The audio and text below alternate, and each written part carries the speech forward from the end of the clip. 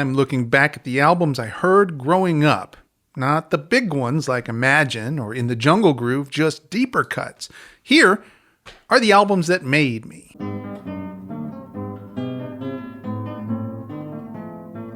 Shortly after I got my license and my first car, an old Beater 67 VW Bug, my family moved again, this time to Sebring, Florida, about 30 miles away from Wauchula. My sister and I didn't switch schools, though. We both finished high school in Wauchula, which meant I drove 30 miles to and from school every day.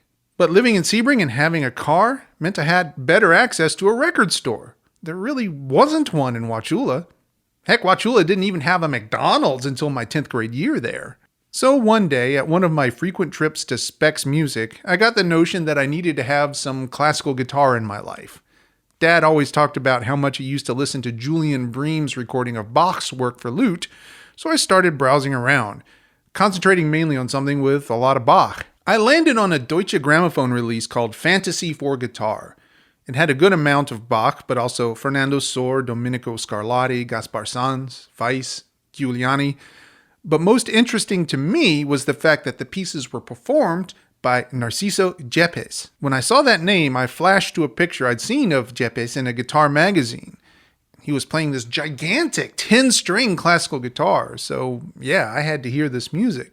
And quickly, that album became a nightly ritual for me, just to listen to the album as I was going to bed. Certainly internalizing that music helped me tremendously when I started trying to figure out how to play some of these pieces myself. Don't get me wrong, I am no classical guitarist. I've never studied under a classical instructor, and I certainly have not put in the hours necessary to develop the correct technique and the correct bass melody independence.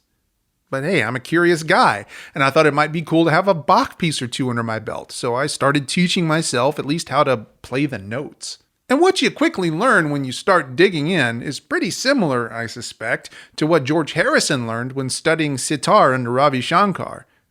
Yes, you can get the basics of holding the instruments and making the sounds, but unless you're willing to put in the years of effort necessary to play it right, you'll never be as good as you might want to be, regardless of how good you might be at rock guitar. The two pieces of music on this album that were introduced to me that I feel the most affection for are Bach's Suite in E minor, BWV 966, and Allegro Spiritoso from Mario Giuliani's Sonata in C major, Opus 15. Final analysis, is this an album I still like? Yes. Is this an album I still spin regularly?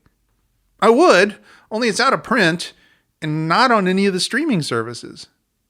Would I recommend Fantasy for Guitar performed by Narciso Yepes? If you can find it, then Yepes.